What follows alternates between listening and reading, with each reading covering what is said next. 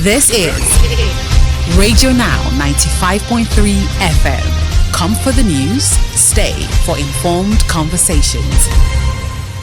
Israel and Hamas have reached a ceasefire agreement and hostage deal that could end the 15-month-long conflict that has killed nearly 47,000 Palestinians and destroyed the Gaza Strip.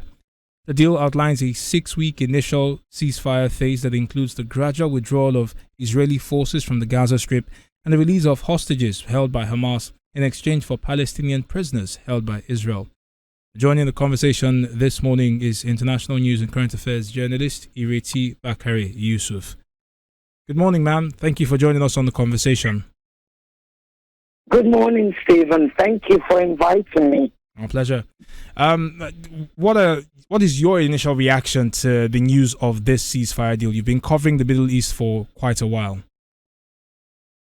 I think that's an excellent place to start because we mustn't forget that, there are 2 million Palestinians who are joyful right now. And that's exactly how I feel. The minute I heard that it was announced, the rumors had been out there. We knew they had been working on something. But of course, one doesn't get excited because there's been so many ceasefire attempts. I think there's been like 5 or 6 ceasefire attempts. So, waiting for this one was literally a case of holding your breath. And the moment it was finalized, yes, absolute joy. I have to confess, because I've had my head in it for so long, I did cry because I felt whatever was going to happen, at the very least, the killing is going to stop. We don't know what's going to happen in phase 2, but at least as from Sunday, the killing will stop. That pause is critical, absolutely critical, because those of us on the outside, we can examine the politics of it, we can examine the ins and outs of it, we can start sort of analyzing and theorizing, but we're not the ones who don't know how long, how many hours, how many minutes we had to leave. That's what those people were going through, the Gazans rather were going through. Ms. Bakare Yusuf, you highlight the most important part of this, which is the people of Gaza. But there's a real question on expectations of Israel's ability to stick to the terms of the truce. We've seen what they've done in Lebanon. After they'd signed the truce, they continued to bomb their area. As much as this agreement doesn't take effect till Sunday, we've heard that there has been intensified airstrikes in the Gaza Strip just between when it was announced and up until this moment. So what are your expectations? I expect Israel to be Israel. Look, even before it was in the last 10 days, and it seems like, one would say, no, but they've been killing for the last 15 months. No, in the last 10 days, in fact, as of yesterday, the day before, I think it was yesterday, Israel killed 100 human beings, 100 Palestinians within 24 hours. They literally went on a rampage. So I don't expect Israel to stop.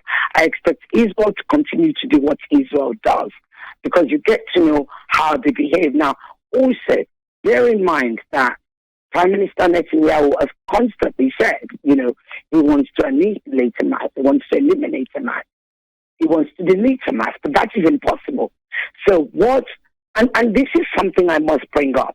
Literally everybody, even on international TV, they forget to mention that because Hamas was a democratically elected political party in Gaza, right? It is like you or me being a member of Labour Party, APC, or whatever. Are you with me? Yeah. So a lot of people... Our apologies, we seem to have lost the connection to Ms. Ireti Bakare Yusuf. We'll try to re-establish that in a moment. We are discussing the ceasefire agreement between Israel and Hamas. This was announced yesterday, and what we understand so far is this is as a result of mediation efforts by Qatar, Egypt, and the United States of America. there's a lot of conversation at the moment around what the implementation of the ceasefire agreement will look like. We understand that later today, the Israeli parliament, known as the Knesset, is expected to vote on the terms of the ceasefire. So there's still a waiting period and there's still a lot of uncertainty. The UN Relief Chief, Tom Fletcher, has talked about some of the things they need to start looking at in terms of implementing the humanitarian aid and access to aid that will be critical to the over 2 million Palestinians who are trapped within the Gaza Strip or have been trapped as a result of the Israeli continuous bombardment since the 7th of October 2023. We're rejoined by Ms. Ireti Bakari Yusuf now.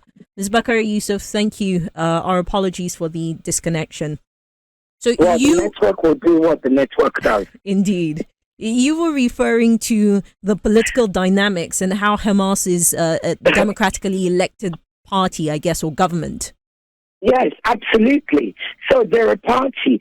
So just imagine everybody that's a member of APC, PDP, Labour Party, whatever, or NNPP. Just imagine the leaders start, they're the resistance, right? They're the resistance group. They are the armed resistance group. The members are not necessarily part of the armed resistance group. Are you with me? So every time Israel says, oh, such and such is a member of Hamas, it doesn't mean they're part of the armed resistance group, right? Number one.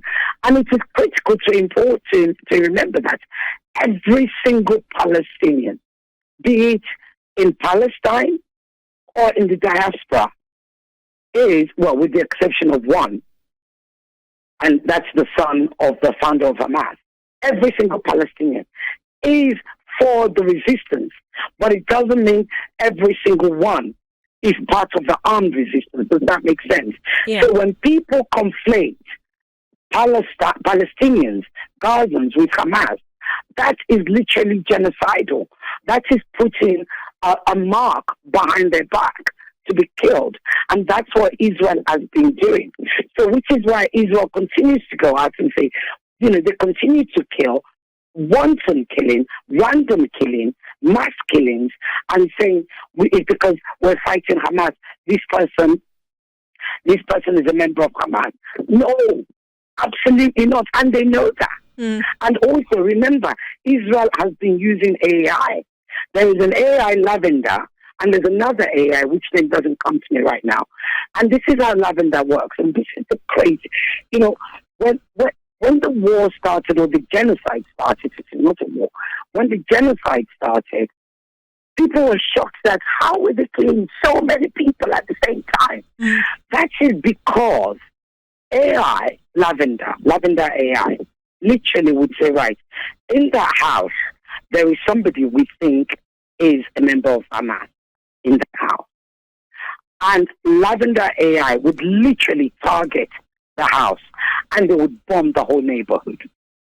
That's why so many people, that's how Israel killed so many human beings.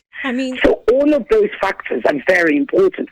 So I don't expect Israel to stop. They killed yesterday, and we've got 3 days before the ceasefire starts. And they will continue. They will literally kill until the last second when the ceasefire starts. That is what they do, because they do not see Palestinians as human beings. We've heard it. Galan said human animals, and that's what they see them as. It's largely agreed that the death toll is much higher than what is being reported, and we're not likely to see those figures until things settle, if you like. But one of the important things we need to discuss before this conversation comes to an end is the role of the U.S., right? The U.S. is in its own democratic transition. There's been a lot of talk that the incoming president, Donald Trump, is not really likely to see, he's not interested in a prolonged war. But there is still a lot of distrust around what the U.S.'s intentions are and how it continues to back Israel. And this is despite a Trump presidency. Now, the ultimate is that we see a two-state solution that allows the Palestinian people self-governance. But this incoming president is a president that wholly backs Israel. How do you see this distrust playing out? And is there a likelihood that we might see the conflict kind of resurface? Right. So the distrust is valid. We must continue to distrust the Americans. And I think the whole world does. Anybody who watches, who follows the global politics knows you cannot trust the Americans. After all, this deal, which we must continue to remind everybody, was on the table in May. In May, what's that, 8-9 months ago? In May 2024. And I remember Anthony Blinken going around saying, we have a deal, it's been written by the president, it's the president's own deal, this is going to happen. And it literally went up and down and we saw nothing of it, right? So we know that as of May last year, had Biden actually pushed hard and found the strength, which we clearly now know he doesn't have, if he had the moral clarity, he would have ensured that this deal was signed in May.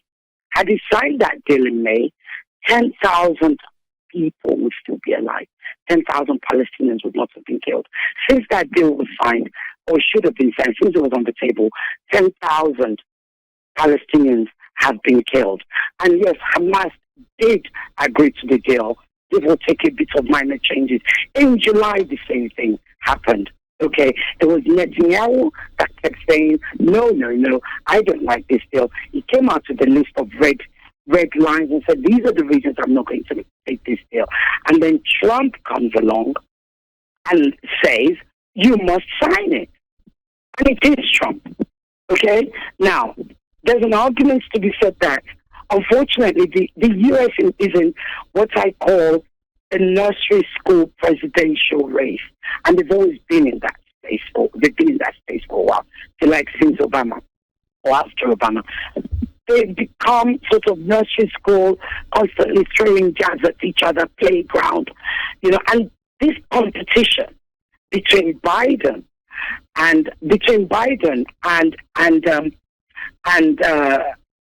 President Trump, or President-elect Trump, is what has worked to the benefit of the Gazans to push this ceasefire. Now, let's go beyond that to answer your question. I expect that one of the things that I expect is that, one, President Trump has promised more annexing of Palestinian land in occupied West Bank to Israel. Right? That I expect. The other thing I expect is that he will continue to feed what Israel wants. However, in all of this, there is a caveat, which, again, people forget. Trump is a very vengeful person, and he still holds a grudge against Netanyahu, which it actually called him a traitor, for congratulating Biden for the election victory in 2020. And Netanyahu was one of the first people to congratulate him. And Trump called him a traitor. So because of Trump's unpredictability, because of his petulance, because of his lack of elegance, he's not a statesman. He doesn't think in that way. Anything could actually happen. Anything could happen. So it's all very fluid, very unpredictable, but we do know that to get this thing signed, there must have been something given, as well as, by the way, it is reported that Trump's UN envoy went to Netanyahu and literally screamed at him to say, you've got to sign this deal. And the words that were used, quote unquote, is salty words were used. So you can imagine the sort of argument they have. Now, this deal is a 3-phase deal. We constantly have that. So before we run out of time. It starts on Sunday. It's only 16 days into the first phase that they will begin to negotiate the second phase. So really, it's the first phase that we're celebrating right now. We don't know what will happen in the second phase. Israel is not known to keeping to their word or to any agreement. So my greatest fear is Israel will break the agreement. That's my fear. That is my fear. Israel will break the agreement, and the fighting will will resume again. That's what I hope doesn't happen, but that's what I suspect might happen, simply because Israel never keeps to their word. Now, if Trump, who now has nothing to lose, because he doesn't run for, he has no other term to run for, if Trump really wants to be the one that made this happen and show Biden up for, the weak leadership that he had, then Trump hold ensure that, no, you will not start fighting. Right. What will happen is I will continue to give you what you want, but don't fight. So it's all very fluid. The mistrust is where we must stay, where America and Israel is concerned. Definitely. Because let's remember, Biden said, if Israel didn't exist, we would have Senator Biden, not old man Biden. Senator Biden said in their house that if Israel didn't exist, we would have to build it. So there you go. That answers all your questions. It does. Well, Ms. Bakari Yusuf, thank you very much for your time on this conversation. Ireti Bakari Yusuf is an international news and current affairs journalist who joined us this morning to speak on the Israel-Hamas ceasefire agreement and hostage deal that is hoped would end the 15-month-long conflict that has killed nearly 47,000 Palestinians since the start of October the 7th, 2023. This is Radio Now 95.3 FM. Come for the news, stay for informed conversations.